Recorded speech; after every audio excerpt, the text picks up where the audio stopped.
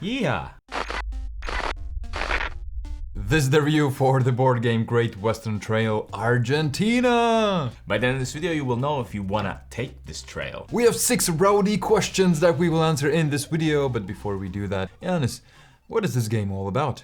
The Western Trail, and we're gonna find out if it's great or not. You're playing this game as one of the cowboys with large cattle and you want to... I have a question. Is it one large cattle or many large cattle?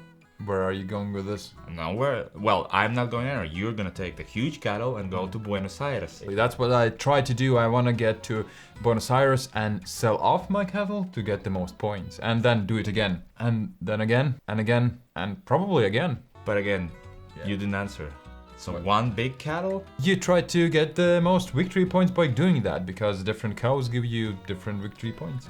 Also, you get victory points by building buildings, moving the train, by hiring people. Wherever you will see this icon with the yellow shield, those are the victory points. So when you deliver your cattle to Buenos Aires and sell it off and get some points and other things, you will move this round tracker down. And once it moves off the board, that triggers the end of the game. Everybody's sad, but the game does end. All you do on your turn is take up your cowboy. You're a cowboy. You're red. Don't You're touch yellow. my cowboy. Sorry for touching your cowboy. Yeah, don't touch my cowboy. You take your cowboy and move it forward a bit closer to Buenos Aires and trigger the action that is drawn there. There are tons of different actions, including buying more cattle and adding to your discard pile, because boom, boom, boom, this is a deck building game. You can build buildings with certain actions, you can hire new people with certain actions, you can move the train with certain actions. I keep mentioning the train. What the hell is up with the train? The train is something that moves along the track, and the more effort you put into building new railroads, the further it goes, and that means trail to Buenos Aires gets shorter for you. And also there's like hidden victory points along the way. And then there's also a little thing called the harbors, which is unique to this current version of, what is the game called? Great Western Trail. So great, you're admitting it that it's great. It's the name of the game, I didn't say anything. These little boards let you score points again in different ways or get money each time you deliver your cattle to Buenos Aires. One of the most unique things about this game is that when you get to Buenos Aires, it's very important that you have the right cows in your hand. It doesn't matter what cows you have in your deck. It matters what you have in your hand, and also how much grain you have. Where have you already traveled? Where is the train? And all those things. So everything matters. Everything matters at that exact time, and I think that's the biggest uniqueness in this Euro game. There's a little hand of management, because when you get to Buenos Aires, you want many cows, but different cows. There's many different mechanisms hidden in this game, and we're gonna talk a lot more about it in this video. So we should jump to the first question, which is... Who would you buy this for? Yeah! I already did that joke. It wasn't a joke, I was just... never mind. 3, 2, 1. Whoever rates be at BGG. So Board Game Geek, the database about board games, there's the rankings, right? And what are the games on the top? It's usually heavy games, and this is what it is. I think for people who take a lot of time deciding what to vote on BGG, this is your game, buddy. So you'd say this is a heavy Euro game? It's pretty heavy Euro game. This is a gamer. What do you think? Hammering something? Yeah, he's definitely hammering. What are these? Sausages? That's right, this is a sausage building game. Those are cards. What can you build with cards? A deck! And then he's doing some math here, so it's a thinky deck building fans game. That's a mouthful. Hello, do you have any thinky deck building fan games? It's quite the challenge to play it. The deck building is a big part of it. Well, we'll talk about it later, but Well, let's talk about it later when moving to the next question, which is...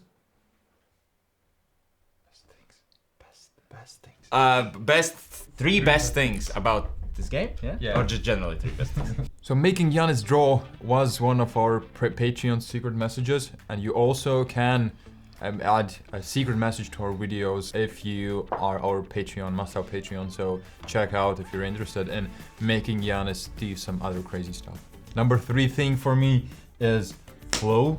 At your turns, you just move your cowboy, do those actions there, and usually they're really, really quick. and the next player goes. Nobody really bothers you on the way there. Yeah. There's not a ton of interaction. That's kind of minus, but we're gonna talk about that a bit later. Just the flow of the game is like, let's go, go. No pauses there. Your actions feel really cool and simple and good. When your turn comes, you're like, oh, so already? The game's not short, and again, we'll talk about that later. But you don't feel that. It just keeps flowing, like you said, all the time. You'll have to explain what that is. Cowboy that's moving forward and just farted. That's a cloud. Oh. That's just a cloud. Just the mechanism of moving around the board. It's almost kind of like worker placement. But what I like about this is since you're limited on how far you can go, you can see your options and you're just gonna go like, okay, I'll do that. Next turn comes, you just move that. If you could pick any space, oh man, welcome downtown town. Downtown town? Downtime town? I just really like this movement. It kind of goes together with your third best thing, like the flow. Yeah, just the horse farting is, the horse walking is the best thing ever. So the horse was the guilty one, huh? My number 2 thing is creating the game. You can build buildings. You can take some tile pieces and place them wherever on the map. So you can choose and create the path. You can use them as extra actions, get extra benefits from it, and kind of stop other players. Game slowly builds up and every game will be different because of it. Second best thing is going to be, you're gonna have to tell them. Let's try that again. There's a ship. Okay. He has a saw in his hand, so he's sawing ship in half. You wouldn't believe how long it took me to draw saw. Good thing it comes through. So the deck building, clearly as we can see, it doesn't come through as much as it does in like Dominion, for example. Somehow it still feels like a deck building game to me. It's very different from other deck builders because here you don't have a lot of unique cards that you put into your decks. They're quite similar. It more depends on how you make sure you have the most powerful cards at the end. It's not about different cards, different synergies. There's zero synergies. Yeah, basically. exactly. And then when you get to the end, you want to be sure that in your herd there are different and valuable cows. Number 1, the possibilities. At your turn, you can do so many things. You can move from 4 to 5 or 6 spaces. So whatever is in your path, you can go there and use those actions. There are 2 actions and they all combo. You won't be able to do everything here, so you have to concentrate somewhere, and you have a lot of choices, and all of those choices feel really cool. Whenever you do some actions, you can get rid of these discs from your player board and open up different powers there. Also, possibilities. That kind of ties into my first thing. Can you name the things that are here? Yeah. Rollerblades. I kind of thought that was coming. I was like, that does not look like a locomotive. It's exactly what you said, just illustrated fantastically, as you can see. You never feel stuck. There's always something cool to do. It's not like, I want that one action. Take it. Nobody can stop you from it. Yeah. There's only a couple of places where somebody can block you. Yeah. Essentially, you can plan your turn ahead and just do it. And that's what keeps it going really nice. But there are some things that might make you not want to get this game. Do you know what that is? Rulebook?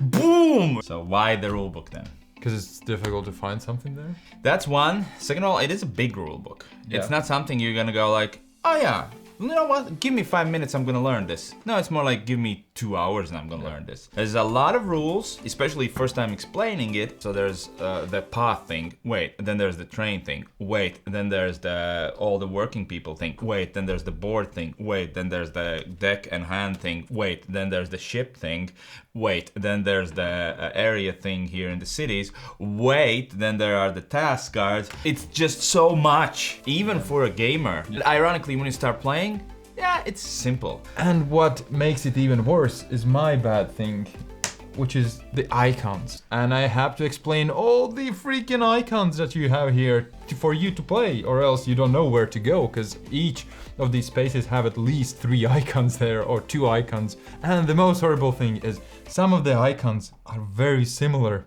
50 Shades of Grey anchors, huh? Yeah, pretty much. It's not horrible, but there's a lot of them, and it's not 100% clear what is what. First time in our history, we're going to have a vertical sign right here. Oh, wow. It's not a short game, even with a little amount of people. I'd probably never suggest playing this at 4. Well, maybe not never. If everyone has played 2+ times, play it with 4. Even with just 2 people, it's gonna be up to 2 hours. Sometimes long games are good, right? If Yeah. they keep up the excitement. And for me, 70% of each of my games I'm really excited. And the last 30% I'm like, that's good. And soon I'm fine. It isn't for me. Even when the end comes, I'm like, too soon. One last thing, which is the ABC. You have these 3 bags. Oh yeah. When you go to Buenos Aires, you have to refresh the workers that are available. So you have to pick them, put them on a map, choose where they go, and it's not that fun to do that. You have to pull out 2 from this bag, then 2 out from this bag to refresh it. Small management that just it just stops the flow, fiddly things there. How long is the honeymoon? 3, 2, 1. If you have time, then I think the honeymoon will be long and lengthy. The problem with this one is it could be quite difficult to get to the table and to remember the rules. But if you like all the mechanisms and you have a company that are heavy Eurogamers, you can go to the honeymoon and you can stay there. Yeah. What's that accent? So, like a trip to Buenos Aires. You start here, and then Buenos Aires all the way there, and there's so many things on the way. And then there are different things every time you go, even through the same game. Next time I'm going, oh, look at this house. It wasn't here before. If you play it often enough, it's gonna be different enough. What is the best alternative? 2, 1. This is my best alternative.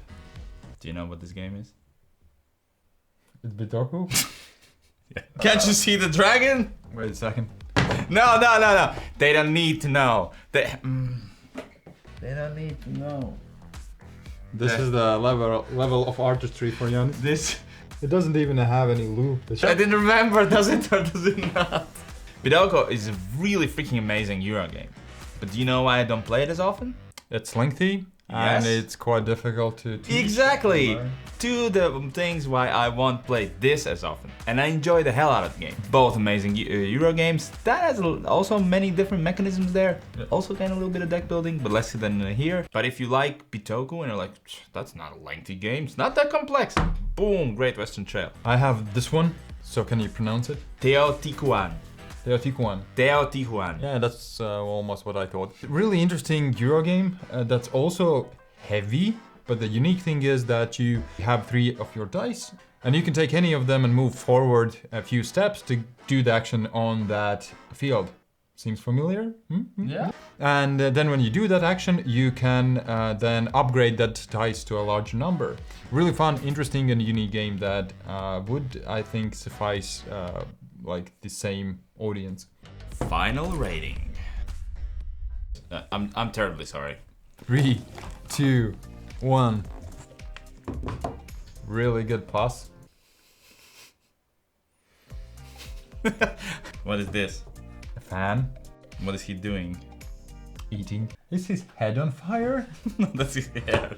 Shut up. Why do you see his forehead? Okay. Don't concentrate on that. Yeah. Fantastic. It's fantastic. Okay. Fantastic. Sorry, because he's tasting. I like this game a lot. I'm like on the verge of like must have. Because this is definitely one of my top 10 Euro games of all time.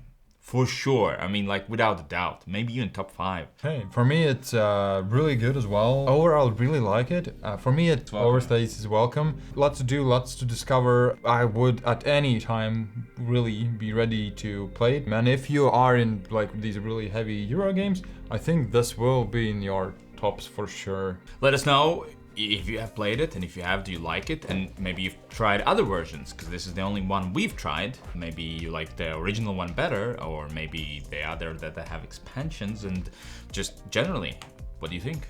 And thank you for watching. And don't forget to subscribe, like, and check out our supporter pages on YouTube or Patreon. Yeah, if you want to make Giannis draw some more, be sure No, that's to okay. support us on Patreon. I think they're like, never again.